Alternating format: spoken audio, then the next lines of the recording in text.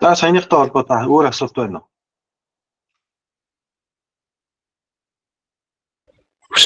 Аналог мэдрэгч гэд бас байна тий. Аналог мэдрэгч, дижитал мэдрэгч хоёрын ялгаа нь юу лээ? За одоо хэдүүлээ ингээд дижитал нь бол ерөөсөө л байна, байхгүй, хөдөлж, хөдлөхгүй байна, тэгшгэн байна, дэлхий байна гэдгийг л илэрхийлнэ тий. За тэгвэл аналог мэдрэгч гэдэг нь юу юм бэ? Одоо хэдүүлээ аналог мэдрэгч гэдэг ярих гэж байна тий. Аналог мэдрэгч гэдэг нь юу юм бэ гэхээр за энэ бол жишээлх юм бол үндсийн мэдрэгч гэдэг юм яач. Энэ бол нэг төрлийн аналог мэдрэгч.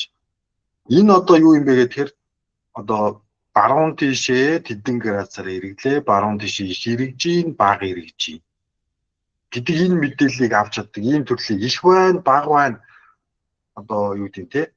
Жишээлх юм бол одоо бид нэг температурын термометр ярьсан ш. Термометр бол 1 градус, 1 градус, 20 градус гэдэг ингээд ийм ялгаатай ийм утгуудыг, олон ялгаатай ийм утгуудыг авч чаддаг байвал аналог мэдрэгч байна гэж одоохондоо хэдүүл ойлгож байна. За тэнгууд энэ болохоор үнцэг хэдэн градус эргэж байна вэ гэдгийг мэдэж болдог ийм сенсор жишээлх юм бол тийм аналог мэдрэгчийн жишээний юм. Одоо энэ ингээ харахад энэ ингээд одоо энэ төхөөрөмж байна тийм. Энэ бол бидний яг адилхан Arduino одоо гэдэг төхөөрөмж контроллер. Гэхдээ арай жижигхэн хөлбөр. За энэ дээр болохоор IMU сенсор буюу үнцэг болоод хурдтгал мэддэг ийм сенсор байгаа. За тэгээд ингээ анзаарах юм бол энийг наадталд нь хүн ингээ гараараа ингээд ийм юг энэ ингээд битээ юм хөдөлгөөд байна шүү дээ. Тэнгүү цааталт нь болохоор яаж вэ? Энэ ингээд онгоц шиг юм ингээд яг энэ хавтантай адилхан ингээд нөгөө наашаа цаашаа хөдөлгөөд байна шүү дээ. Тэгвэл энэ бол юу хийж байгаа юм бэ гэхээр энэ одоо ингээд зүүн тишээ ч юм уу тийм ингээд хэр их хазаач баа гэдэг хэмжээд байгаа байхгүй. Хазаалт өнцгийг хэмжээд байгаа гэсэн. За яг тэр энийг нь хэмжиж чадаад байгаа учраас энэ цаатал нь компьютер дээр энэ ингээд далий вэ шүү. Энэ нөгөө цаашаа далийчлаа шүү. За энэ наашаа далийчлаа шүү. Гэдэг ийм эсвэл одоо ингээд баруун зүүн тишээ эргэж шүү гэдэг энэ утгуудыг хэмжиж байгаа гэсэн. Тэгэхээр ийм одоо их бага хэмжээстэй ийм мэдээлэл өгч чаддаг ийм сенсорыг аналог мэдрэгчүүд гэж нэрлэж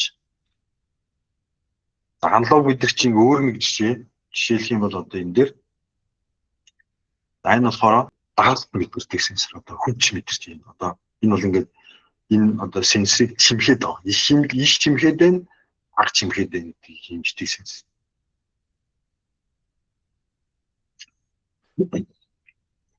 Тэгэхээр нөө их бага ийм одоо ялгаатай ийм скейл буюу ялгаатай хэмжээсээ хэмжиж чаддаг ийм сенсоруудыг юу товчондоо юу гэж нэрлэдэг вэ гэхээр аналог сенсорууд гэж нэрлэж байгаа.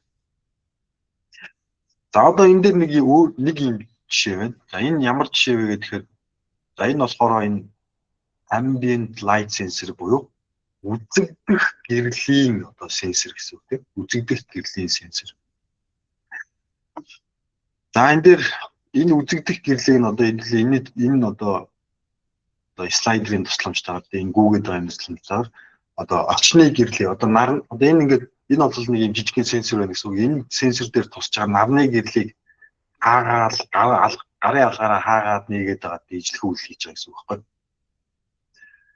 За тэнгууд ингээд одоо энэ дээр бол ямар ч гэрэл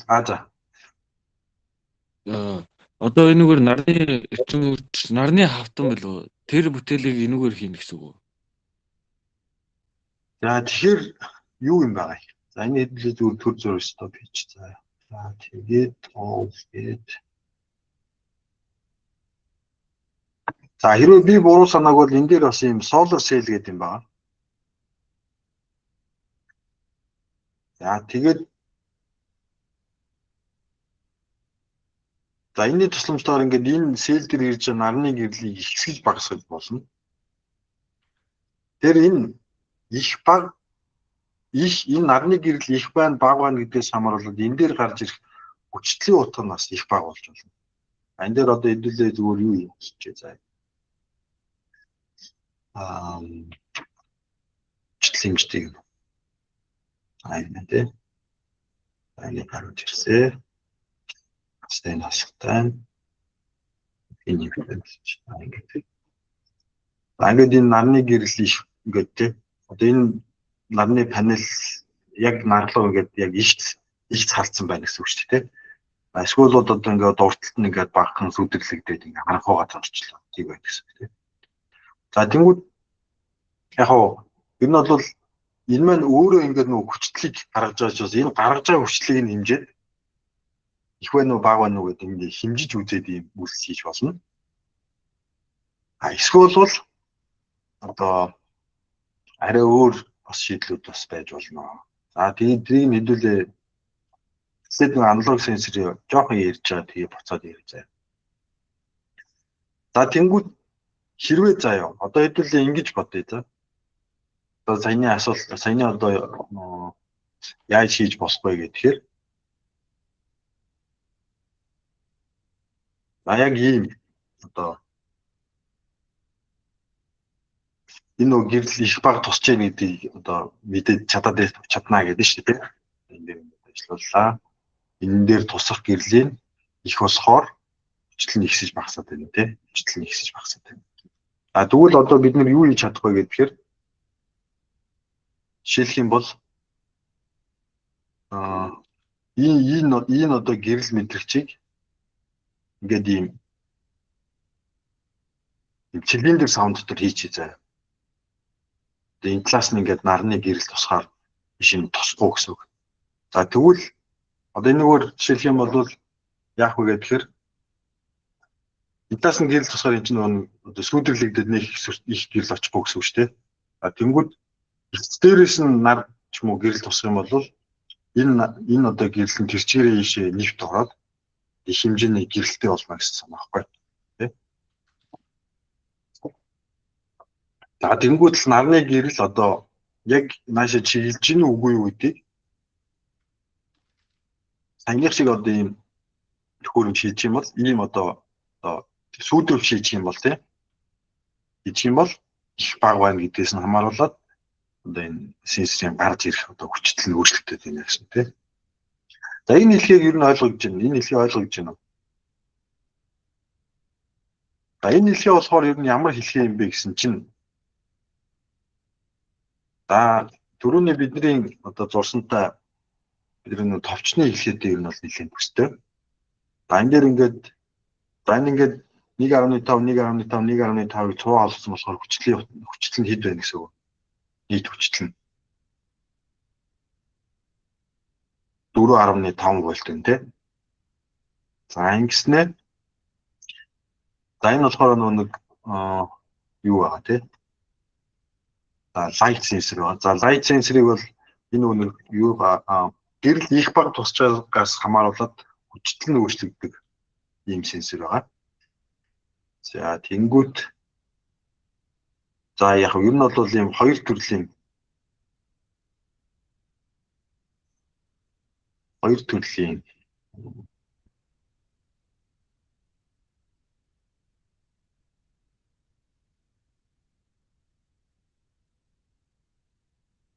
за яг энэ дээр байгаа хэлхий бол ерөөс яг л ийм хэлхий байгаа. За тэгээд энэ мультиметр нь болохоор энэ болохоор ингээд мультиметр тийм нөгөө хүчил хэмжээд байгаа юм хэмжээ одоо юу гэсэн төхөөрөмжтэй мультиметр. За тэнгууд энэ сенсор бол энэ зурагт энэ дээр ингээд зурцсан байгаатай ижилхэн үйлсгий.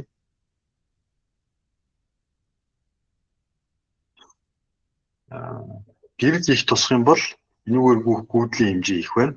Гэрэл бага тусах юм бол энүүгээр бүх гүйдлийн хэмжээ бага. Яг ийм хэлхий байгаа гэсэн үг шүү дээ. За ойлгож байна. Энд дээр асуух юм байна уу? Ойлгож байна. Ойлгохгүй юмудаа сайн асуугаад байгаарай. Заа зогсоол. Энийг ойлгосонгүй, тэрийг ойлгосонгүй гэл. Яа. Ярьчлаа. За окей. За тэгэхээр энэ бол одоо яаж байгаа гэдэг гэрэл их байна бага байна гэдгийг шалтгаалуулаад одоо энэ мэдрэгчтэй үргүүл нь ихсэж багасна. Тэнгүүт энэ эсвүүцлэр унах хүч нь ихсэж багасна. Ийм зарчмаар ажиллаж байгаа юм лээ. За түрүүний хэдүүлэг энэ слайдн дээр үзүүлээд байсан. Даралт их байна, бага байна гэдгийг хэмждэг. Хэлхий байна. За энэ бас мөн адилхан зарчмаар ажиллана. За энэ ингээд 0 ньютон хүчээр дарж जैन тий. За нэг одоо их тий 10 ньютон хүчээр дарж जैन. А энэс шалтгаалуулаад юм адилхан нэг хүчлэл үүслэж. Тэгэхээр ийм одоо хүчтлийн өөрчлөлт буюу их бага хэмжээний хүчтэл гаргаж чаддаг энэ одоо сенсоруудыг л батландаа хэлэх юм бол аналог сенсорууд гэж хэлээд. За одоо бид нэр энэ дээр за яг адилхан энэ нэг одоо юугаар ашиглаж байна те. Энэ одоо force sensor гэдэг энэ одоо хэр их дараад байна гэдгийг хэмжих гээд байгаа шүү дээ. За яг энэ хэлхийгээ одоо microcontroller руу олгосон юм шиг ойлгож байна. За хэлхий бол энэ хоёр хэлхий бол яг адилхан. Одоо энэ зургт үзүүлсэнтэй адилхан хэлхий байгаа. За microcontroller тавьчихаар яаж байгаа юм гэхээр одоо энэ сая нөгөө энэ волтметр байсан шүү дээ. Волтметрийн оронд бид нэр яаж байгаа вэ гэхээр волтметрийн оронд энд microcontroller тавьж байгаа гэсэн. За тэгээ microcontroller-оос бид нэр энэ LED рүү болсон байна. LED рүү болсон.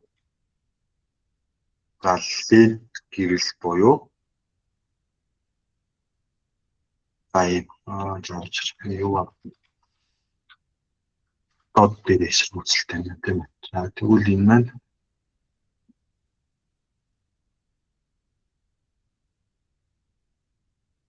ингээд LED байна. Тэгээд энд эсрүүцэл байна. Тэгээд эсрүүцлээр дамжаад газарч. За ингээд энэ болохоор орчих. За энэний оронд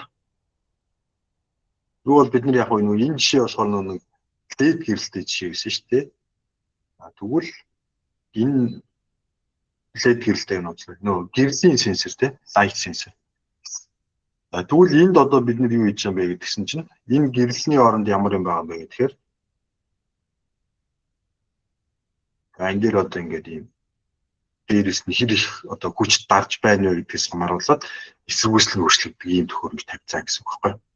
Эсвүүцлийн их бага болно. Тэнгүүд энэ эсвүүцлийн их бага болохоор энэ эсвүүцлэр онж байгаа хүчлийг бага болно. Тэгэхээр энэ дээр одоо ийм аналог хүчтэл орж ирэх гэсэн үг байхгүй. Их бага болоод энэ мультиметрийн хүчтэй ихсэж багасаадсан шүү дээ. Тэр их бага хүчтэл microcontroller руу орно. За тэнгүүд энэ хүчт нь их бага хэр их байна, хэр бага байна гэдгээс хамааруулаад энэ LED гэрлээд буураад ирсэн юм биш. Энэ гэрэл авсаж байгаа учраас гадагшаана гэж зурдаг шүү дээ. Энэ нүхрийг зурхтаа болохоор яаж зурдаг вэ гэхээр биш ингээд гэрэл орж байгаа. Эндээс болохоор гэрэл тасцгаа. Тэгэхээр LED бол light emitter гэрэл тасруулдаг тийм гэрэл цаа гэсэн. Тэгэхээр за ийм хэлхий байгаа. Ингээд байгаа гэсэн. За одоо нэг ажиллуулалт дээр энэ дээр одоо хэр их хүчээр дарж байна хүчээ дарж байгаа хүчээ ингээд нэмэнгүүт тэр анзаарч бол энэ LED гэрэл сая ингээд тодроод тасч байгааг харж байгаа тийм. За тэгэхээр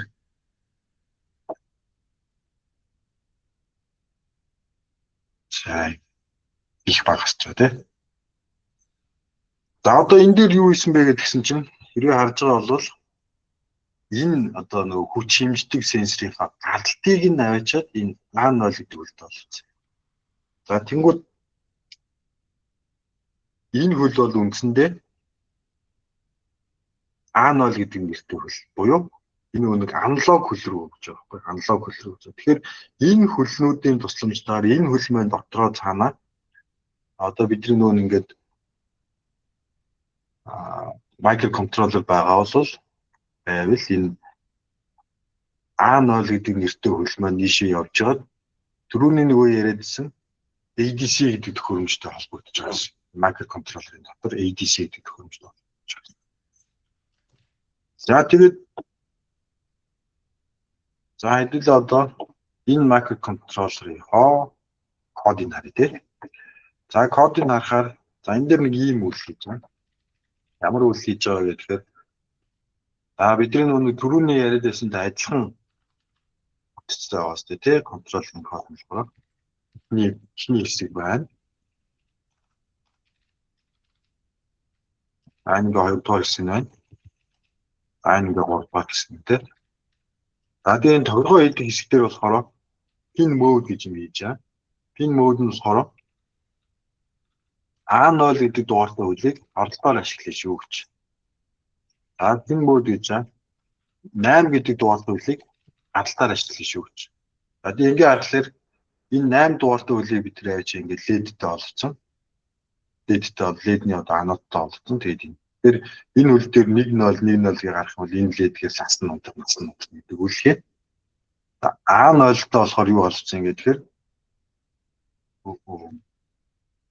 A0-тай юу болчихсон бэ гэхээр энэ нөгөө даралт хүч хэмждэг сенсорынхоо аралтыг найрч тийш болгосон тийм. За тэнгуүтээ энэ одоо A0-ыг бол оролт болгоно шүү. 8 дугаар хөлийг бол гаралт болгоно шүү. За энэ serial print буюу энэ контроллер дээр хийгдээд байгаа үйлийг USB-гээр дамжуулан компьютер руу авах бэлтгэлийг хийсэн байна.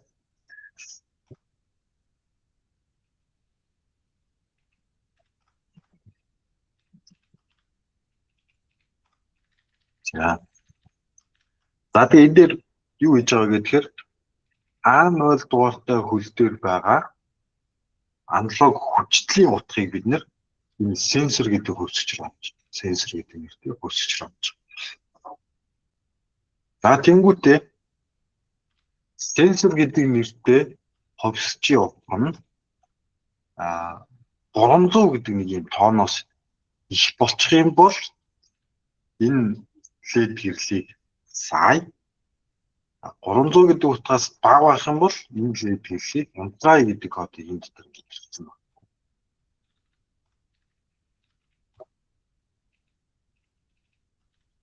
байна. Тэнгуүтээ сенсор гэж яриад байгаа буюу тий энэ A0 гэдэг одоо орстон дээр ямар хэмжээний ийм аналог утга ирээд байгаа юм бэ гэдгийг энэ дээр хэвлэж байна. За одоо хэдүүлээ симуляшн хийлүүлээд. За тэгээд нөгөө serial monitor буюу ямар утга энд хэмжигдээд байгаа юм бэ гэдэг юм тий. За тэгээд энэ дээрээ одоо нөгөө хүчтэй даралтын хүчийг ихсгээд үзье. За тэнгууд энэ дээр сенсор нь одоо сенсор буюу энэ аналог утган дээр 172 гэдэг утга гарчиж. За гэхдээ яг ингээ хүчтлээ хэмжих юм бол хэдүүл энэ дээр яг энэ 170 гэдэг хүчтэл бол.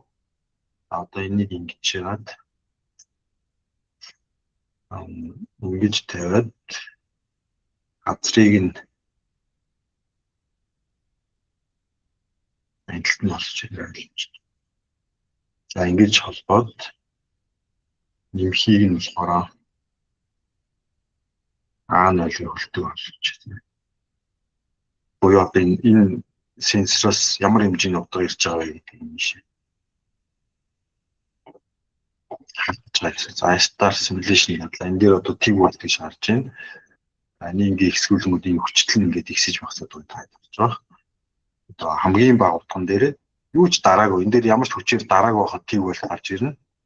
10 ньютон хүчээр дарчих юм бол 2.8 болох гэж. За тэгвэл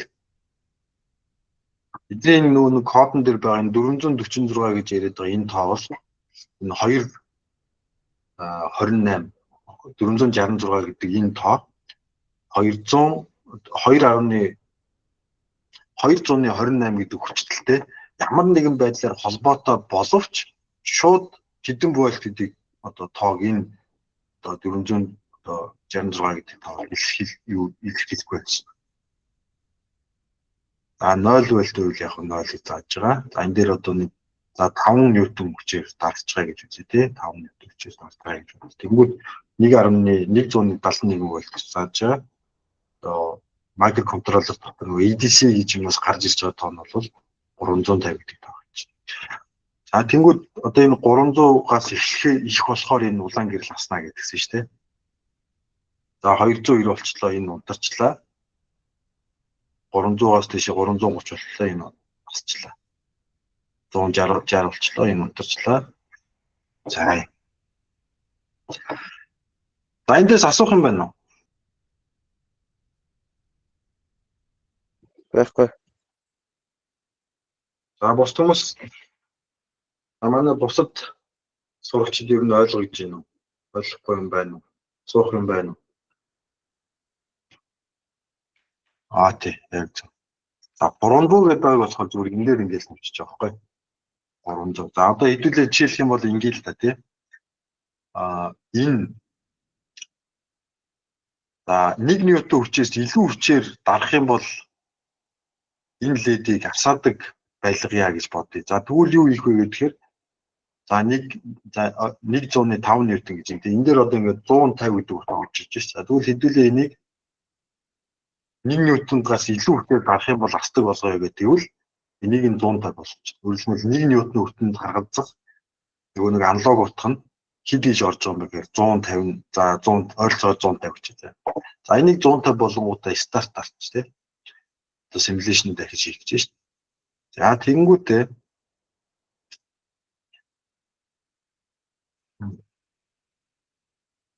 за одоо ингээд бидний нөгөө нэг дарж байгаа хүч маань 1 ньютонгоос илүү болчлоо.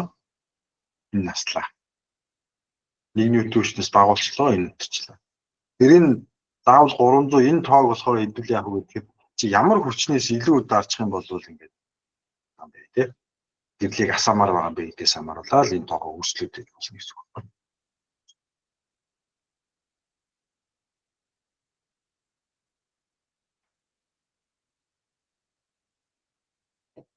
За өөр асуулт байна уу?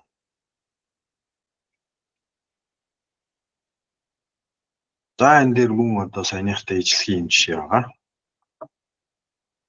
За энэ бас нөгөө орчны гэрэл байна. Орчны гэрэл. За их байна, бага байна гэдгээс хамааруулаад за энэ мөн адилхан аналог өөрчлөлтийн гэрлийн их байна, бага байна гэдгээс хамааруулаад асаа. Энэ дээр код бол яг хөө. За энэ код өмнөхөөс зүгээр юугаар ялгаатай юм бэ гэхээр өмнөхөөсөө юугаар ялгаатай юм бэ гэхээр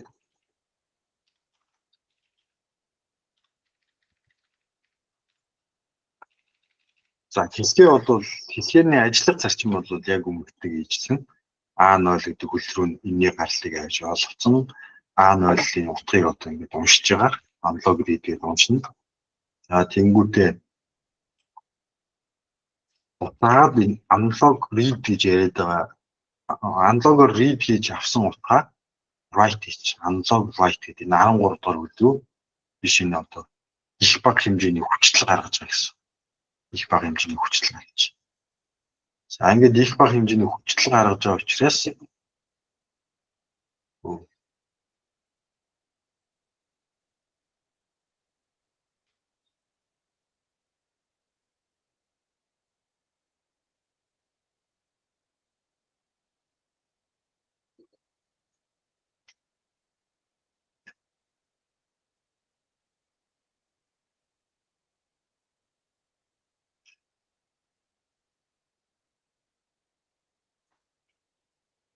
их бага хэмжээний хүчтэй гаргаж байгаа учраас энэ дээр одоо гэрлийн эрчим нэмэгдээд бах тусам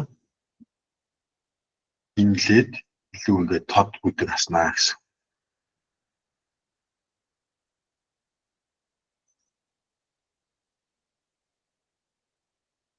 За. Энэ жишээ бас ойлгомжтой байна тий. Яа. За одоо хэдүүлээгийн яг одоо юу хамгийн одоо нэг явж ирсэн жишээ тий. Лог хүчтэй хэмжтэй. Би одоо энэ слайдаа ингэж чиглэлж байна. За одоо юу хийж байгаа вэ гэхээр яг энэ аналог термометртэй ижлэхэн ажилладаг юм одоо жишээ гэж. За энийг ажиллуулахаас өмнө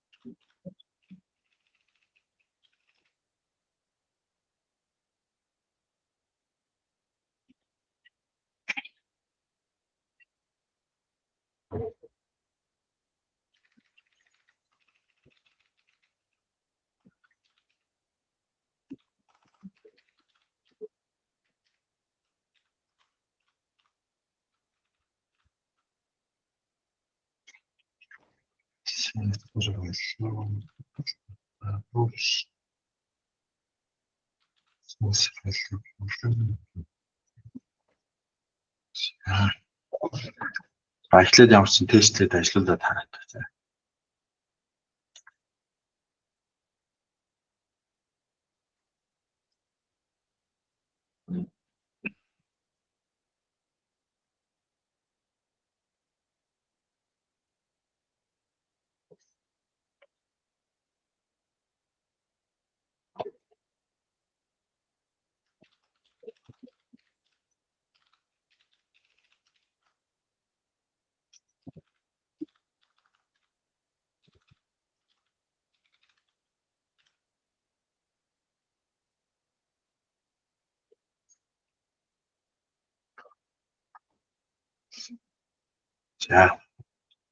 За энэ дээр ямар хэсгээ байгаа вэ гэхээр энэ температур хэмждэг ийм сенсор тавьсан байгаа. За энэ бол бас мөн адилхан аналог сенсор. За би энэ температурын утгыг ингээд бага байлгах юм бол энэ температурын сенсороос гарч байгаа хүчтэй бага болно. За температурын хэмжээ ингээд өсөж байх юм бол энэ хүчтэй нь их болно. За тэнгууд одоо мөн адилхан энэ температурын сенсорын гаралтыг нь энэ нөгөө контроллерийнхаа AN ойл гэдэг хүлтэй олгосон учраас бид энэ температурын сенсорын гаралтын хүчлийг уншиж чадчихаг.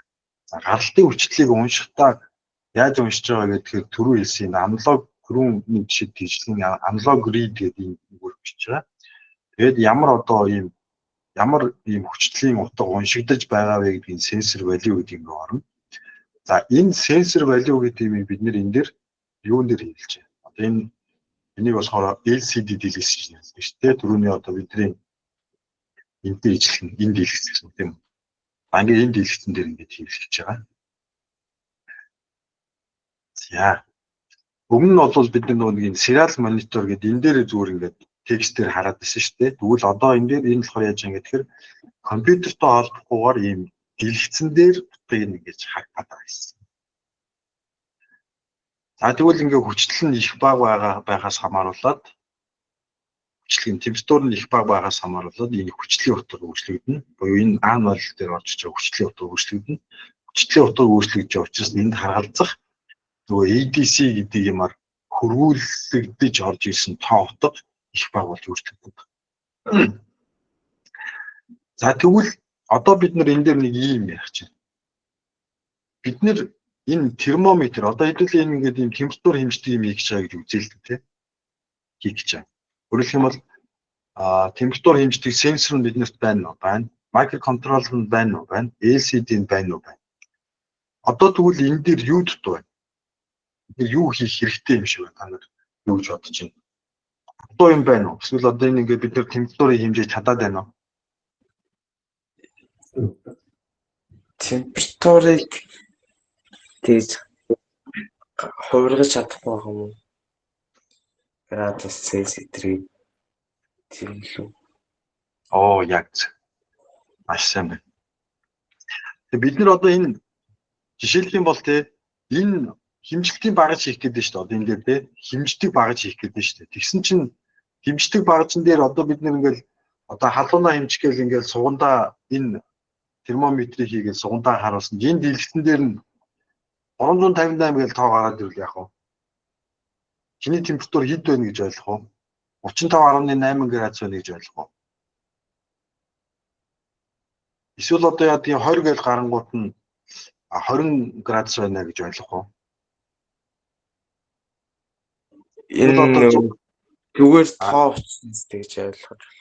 Оо яг зөв. Тэгэхээр энэ тоо бол нөө яг жинхэнэ температурын утгыг заахгүй байхгүй тий. Тэгэхээр бид нэр яг энэ хэмжилтийн төхөөрөмж энэ хэмжилтийн багажийг хийхийн тулд энэ сенсорт харгалзах хүч энэ сенсор энэ температурын сенсор ямар хүчлийг хэмжээд ямар температурыг хэмжээд 184 гэдэг тоо олгоод байгаа юм бэ гэдгийг мэдчихээд тэрийгэ яг бодит температурын тоо утга руу хөрвүүлэх үйл хийх хэрэгтэй байхгүй тий. За тэнгууд энэ үйлийг хийхийн тулд бид нар бол хөрвүүлэх үйл одоо зайлшгүй хийх хэрэгтэй. За энийг хийхийн тулд хэдүүлээ нэг юм нэмэлт одоо юм хэмжилт хийх шаардлагатай байна. За жишээлх юм бол одоо энэ дээр юу хийж байна вэ гэхээр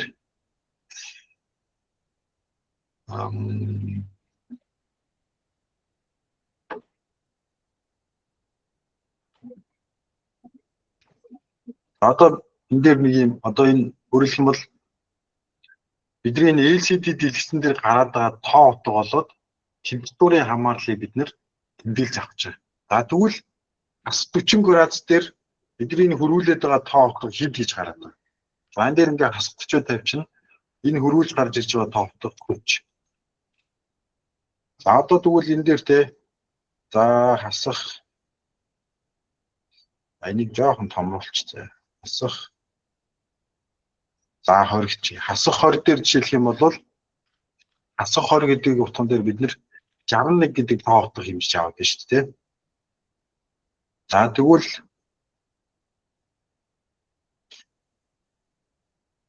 хэд градус дээр 102 юм байна. 102.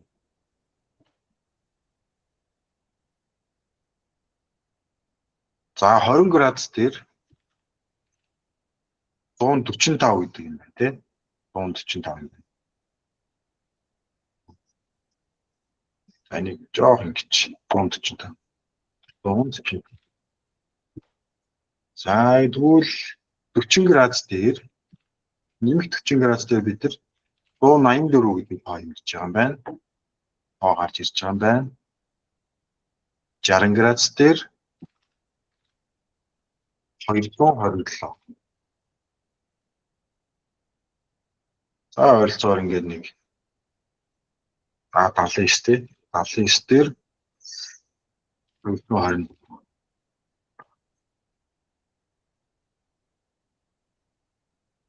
За 100 дээр тий 101 дээр. 101 дээр юу вэ?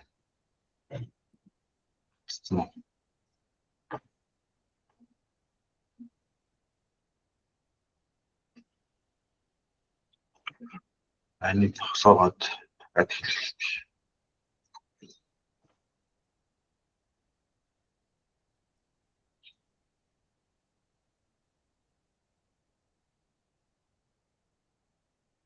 Миний яриа сонсогдож байна уу? Сонсогдсон. Сайн нөгөө интернет түр зүг саллаад орчих шүү. За 309 гэдэг тоо хэмжиж байгаа юм байна.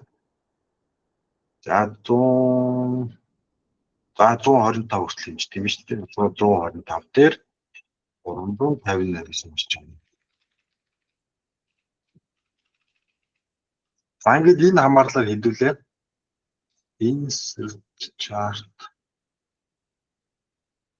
graph. Хэмжээд эд дээр юм байна. 79 юм. 79 дээр хэмжилж байгаа буруу болсон байж магадгүй шүү. За 80 дээр хичтэй.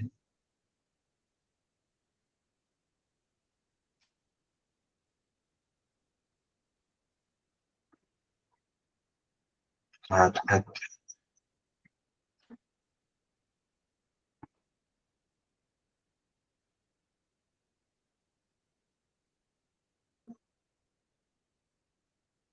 Талын тэр 264 гэж шүү дээ.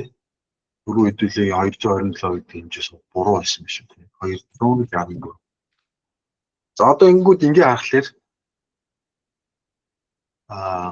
температур болоод энэ температуртай харгалзсан нөгөө хэмжилт хийгээд байгаа тоо утгын хамаарлын дээр хачиж энэ хаагж байна. За тэгвэл одоо бид нэр яах вэ гэхээр 350 гэдэг одоо бид нар ингээд энэ хэмжээд гарч иж байгаа утга нь 350 байвал хэдэн градус юм бэ? 300 гэдэг тоо байвал хэдэн градус гэдэг юм бэ гэдэг энэ хамаарлыг харцтаа гэсэн. За. За энийг одоо яаж амархан хийж болох вэ? Та нар юу гэж бодож байна?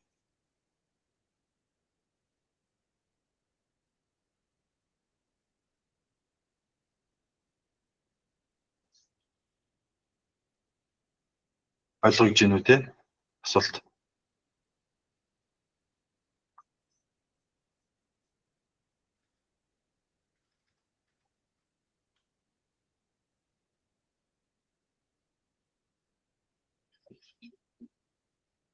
За юу яриад байгаа юм бэ гэхээр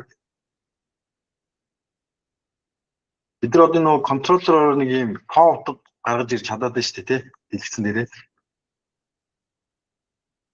тоо утга гаргаж ирж чадаад байна шүү дээ. Ингээд өөрчлөлгүүд энэ дээр ингээд тоо утга өөрчлөлтүүд юм хийж чадаад байна шүү дээ. Тэгвэл энэ тоо утга нь хэдэн градусд харгалзах юм бэ гэдгийг л олмоор байгаа шүү дээ зөв. Тэгэхээр энэ нь юу гэсэн бэ гэсэн чинь юу гэсэн үг юм бэ гэхээр манай тоо утга 250 гэдэг утга зааж байна гэвэл энэ хэдэн градус юм бэ гэдэг энд харгалзах градус температурыгаа очиж олно гэсэн үг байхгүй. За 100 хэд байдیں۔ 175 байх юм бол за энэ бол одоо жишээлбэл хэд тий? Энэ өгөгдөл дээр та 20 байхад тэд байна гэдгээ өгөгдөл дээр өгсөн чинь нэг заавал юм гаргаад авах шаардлага байна.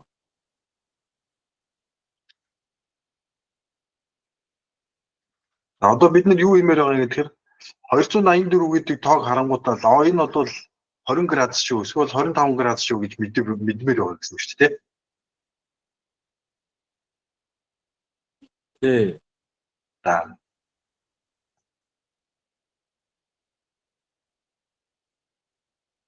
Одоо тэгвэл ингээд заяа. За би төр зуур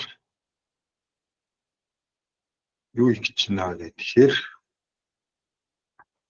ингээд одоо та хэд болохоор ингээд нэг температур яг бодит температур хэд вэ гэдгийг харж чадахгүй гэсэн үг заяа. Тэгэхдээ хэмжээд та. За одоо ингээд л та тий.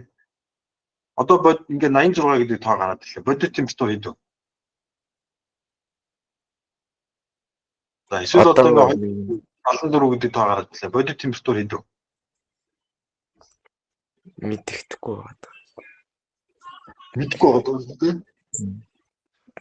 Тэгэхээр энэ тооноос температурын утга тооцоол гаргаж ирдэг юм их гэдэг байгаа байхгүй. Тийм учраас бид нар энэ хамаарлын график гэж юм байгуулж байна. За энэ хамаарлын графикийг бол дамжуулалтын функц энэ гэдэг юм иршлүүд бол байдаг. Тэгээ хэдүүлээ зүгээр одоохондоо хэлбэрчлээд хамаарлын график гэж үүсдэг. За тэнгууд 200 одоо тийм 274. За 274 бол энэ хавцаа байгаа.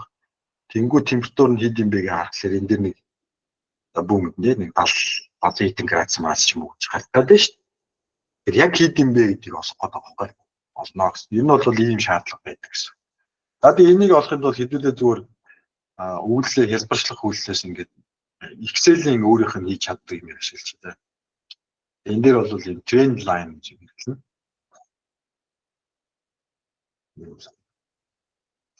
За шугамар тавь хөөшнүүд яаж. За энэ trend line гэдэг нь Excel-ийн энэ trend line гэдэг нь юу хийдэг юм бэ гэхээр живтэд тэнхлэгийн дагуу хутга, босоод тэнхлэгийн дагуу хутга хоёрын хоорондын хамаарлыг гаргадаг юм хэлж. За ачаалаа энийг би юу яах вэ? Юунаас те Энэ тоо утгаас температурыг хамаарсан юм гаргаж ирэх гэж байгаа учраас гайрын солих хэрэгтэй юм. За энэ дээр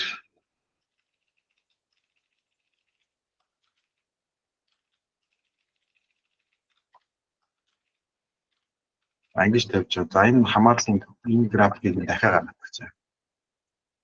Insert chart англи. Адангууд одоо оролтын утга нь ингээд одоо хийдэж шийдэн тий. 20-оос 300 хүртэл орж ирэхлээр мах бай хамаарлал гэсэн тий. And there trimline.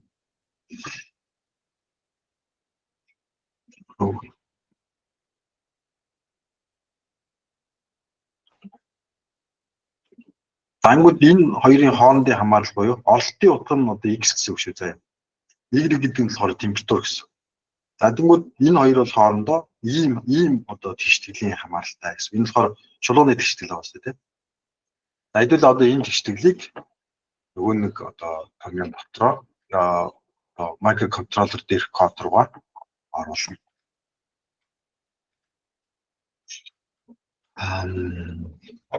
За энийг би түр зурш.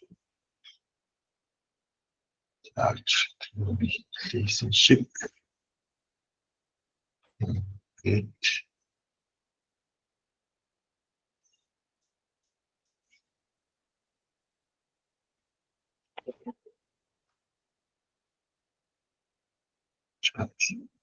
За тэгвэл нөгөө хэмжиж байгаа тоо утга нь x гэсэн үг.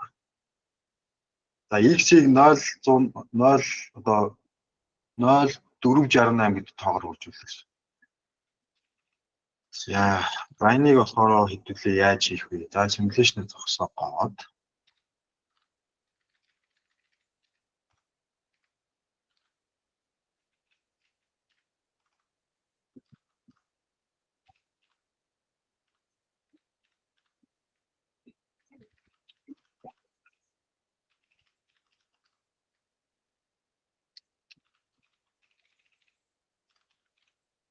За temperature болоо. За температурын утга гэдэг нь юу юм бэ гэсэн чинь 0.48 68-ыг үржих нь одоо нөгөө сенсороос орж иж байгаа тоо утга гэсэн үг заяа. За энэс хасах нь 49 889 гэдэг тоог хасаад за яг энэ хөрвүүлтийг хийхээр үндсэндээ одоо бид нар бол бодит температурыг хэмжлээ гэсэн.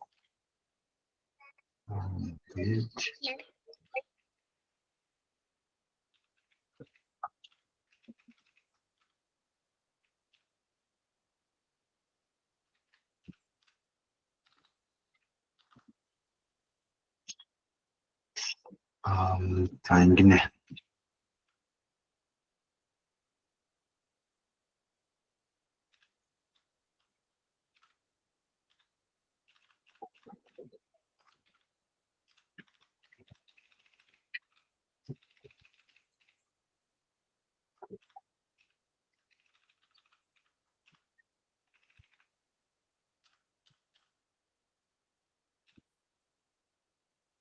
Асуугаарай.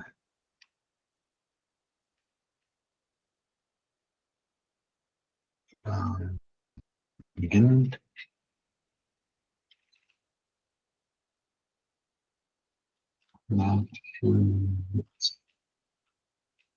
Асуухан байвал асуугаарай заа. Багшаа. Макро контрол юу лээ? Мини контрол Micro controller. Тэрийг болохоор энэ кодороо ингээ өдөртөө явуулах юм тий.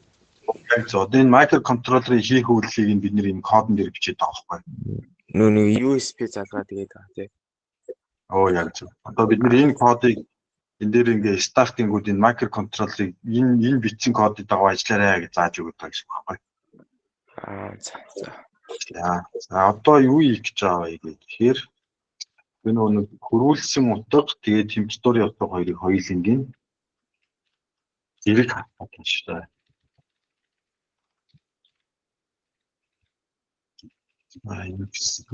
Энэ бас ороо. За бид бүр 6 мураа Таагаад 8 гэж тавьчих заа. За тэгээд тэмцвэрлэл шинсэрлэл. За ажлуулаад үзчих.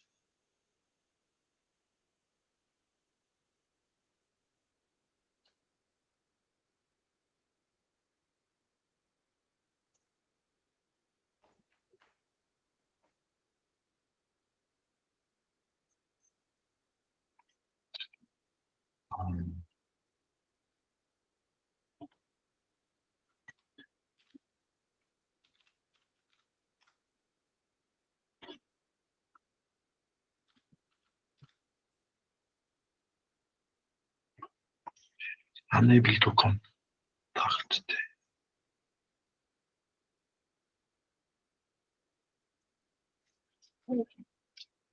За миний сүлжээ мөлчөд холбоотой жоох асуудал авчих шүү. Эдвч. Өчөө. За microcontroller дээр Python кодоор бичигдсэн юм. Одоо энэ бичиж байгаа нь болохоор Arduino language гэдэг юм байна. Ер нь бол C хэл гэсэн үг, Python биш, C хэл. Python C хэл хоёр ер нь их юугаараа ялгаатай юм бол? За ер нь янз янзын одоо ялгаатай. Яг нь Python арай илүү хүн ойлгож бичихэд мэргэжлийн тийм өндөр түвшний програмчлалын ур чадвар шаардлагадахгүйгээр тийм энгийн ойлгомжтой байдлаар бичдгээрээ давуу тал байл гэж яг тайлбарлая да. Үүнийхээ ягаад бусад юмнууд нь Python хэлээр байхгүй ингээд C хэлээр бичдэг юм бол асуултаа дахиад асуу. Одоо Arduino ч C хэлээр бичиж байгаа шүү дээ. Тэгэхээр яагаад Python хэлээр бичигдэж болохгүй гэж эсвэл анхнаасаа C хэлээр бичсэн учраас тэрүүгээр явагдсан юм болов? Тэг яг ер нь бол саяхныг хүртэл гэж дээ. Ерөнхийдөө ийм одоо тоног төхөөрөмжүүдийг програмчлалдаа C хэлээр түлхүү програмчлалтай. Яа тэгэхээр C хэл ер нь бол энэ компьютер үүссэн цагаас эхлүүлээл ер нь зэрэгцүүлээл C хэл дээрх энэ програм C хэл дээр програмчилж эхэлсэн байхгүй.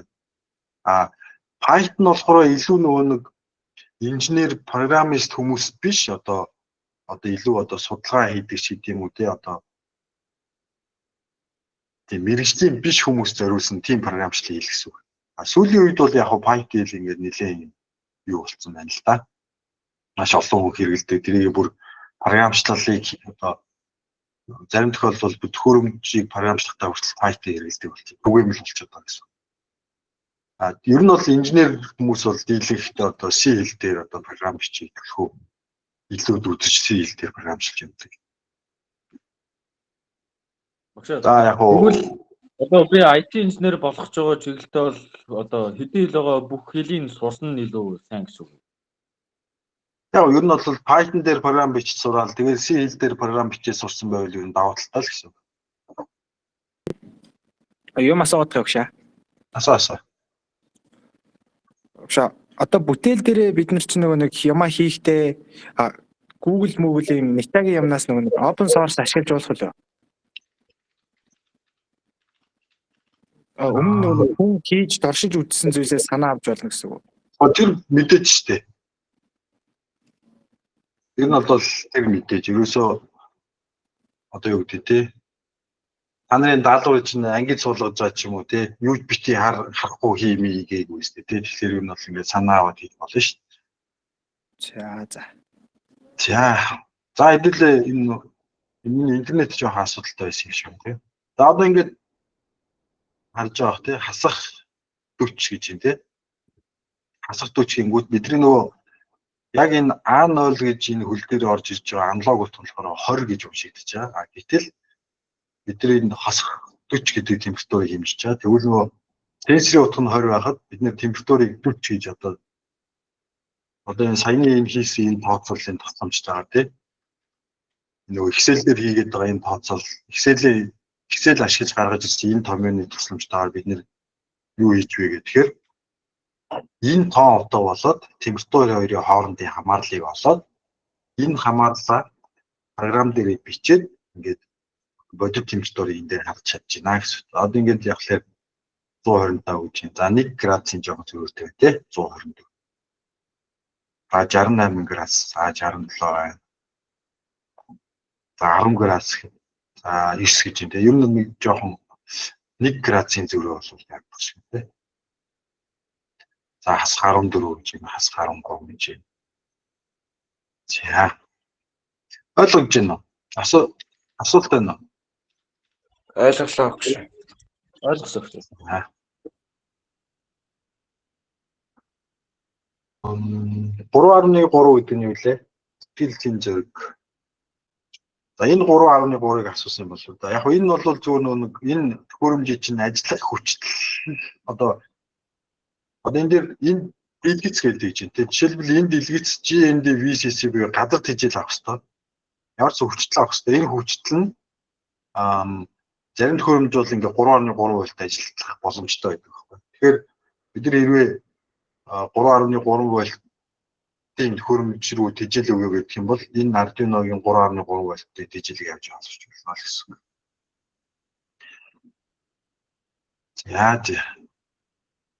За ингээд сенсортой холбоотой тодорхой ойлголтууд авсан бахаа гэж бодож байна.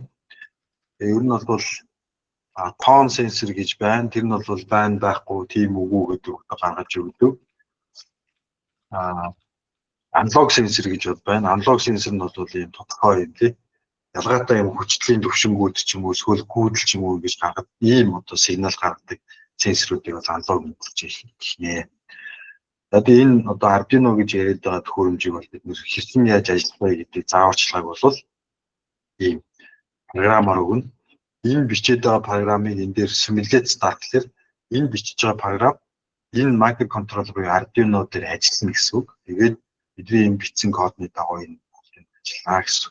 Тэгээд яг сенсороос орж ирж байгаа энэ сигнал бол тийм бодит хэмжих гээд байгаа яг физик хэмжигдэхүүнийг бол хэмжихгүй учраас энэ одоо контроллер дотор байгаа тоон утга бодит физик хэмжигдэхүүн хоёрыг хооронд нь хөрвүүлэх ёстой. Ингэж хөрвүүлэхийн тулд хоорондын хамаарлал гэдэг юм тодорхойлох ёстой. Энэ тодорхойлсон хоорондын хамаарлалын тусламжтайгаар одоо энэ хөрвүүлэх үйл хийх ёстой. Хөрвүүлэх үйлийг микроконтроллерын тусламжтайгаар хийж болно гэсэн үг. За тэгээд асуулт байхгүй бол Багшаа энэ сүүлийн хичээл юм чинь нэг зөвлөмж авчих уу? тэг асуусан. Энэ бүтээл дээр нарны хавтан хийн тэгээд тэр нарны хавтан болохоор нарны хөдөлгөөнийг дагж хөдлөөдсөн тэр бүтээл дээр яг хэрхий их талаар зөвлөмж өгөөч. Зүгээр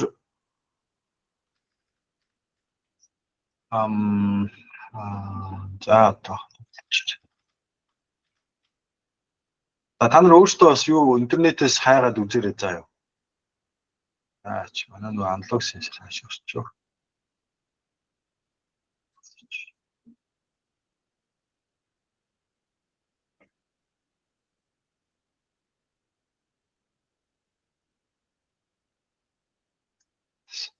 За зүгээр санаал үгүй те. Шийдлийн санаа гэх юм уу та. Тэр бид нар түрүү ийм одоо юу сенсорыг ашиглаад одоо гэрлийн эрчмийг хэмжих тухай юм ярьсан.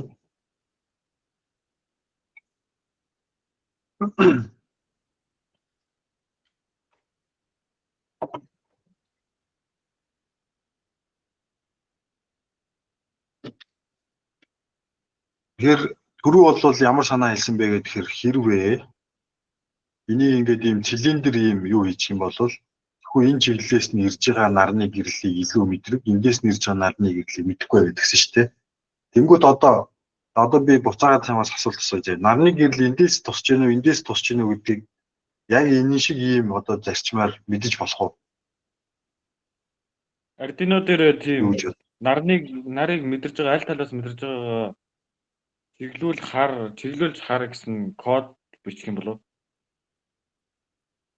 Тэгэхээр ямар ч энэ талаас тусаад байна, энэ талаас тусаад байна гэдгийг их мэдэх хэрэгтэй шүү дээ. А тэгээ мэдхийн тулд бол зүгээр ямар хөө байдлаар мэдэж болох вэ гэхээр жишээлх юм бол одоо яг энэ цилиндрээ ийшээ нэг харуулчих. Тэгээд энд нь одоо нөгөө нэг манай одоо гэрлийн ингээ сенсор байгаа. Энд нь бас гэрлийн сенсор байна. Тэнгүүд хэрвээ те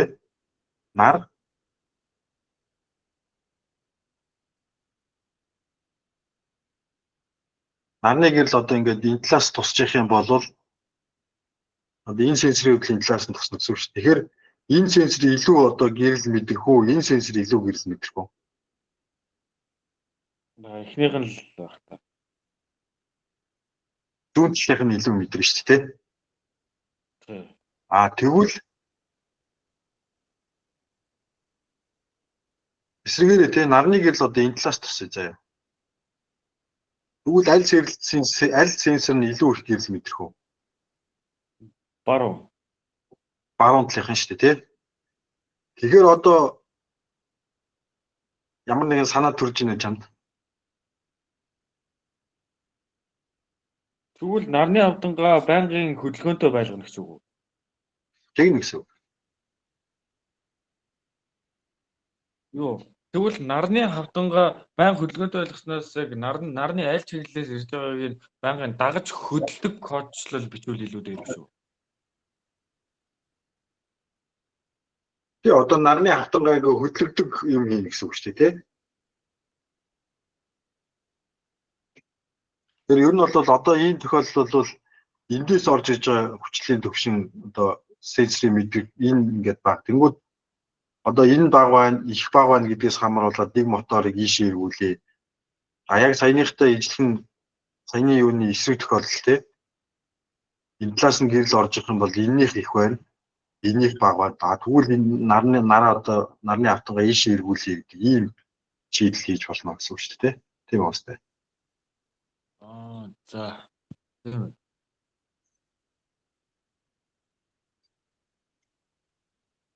Энэ талаас гэрэл их байгаа юм чинь ийшээ эргүүлээ. Энэ талаас гэрэл байгаа юм чинь ийшээ эргүүлээ. Иймэрхүү шийдэл байж болно. Өөр янз янзын одоо жишээнүүд юм бол одоо санаанууд байж болно. За тэгээд та өөрсдөө интернетээс хагаад миний ойлгосноор та нарт ингээд нөгөө зөвлөх тийм оюутнууд зөвлөх одоо хүмүүс гаргаж өгнө гэж ойлгосон. Тэгэхээр тэр хүмүүстэй бас ингээд зөвлөө ийм шийдэлтэй болсон.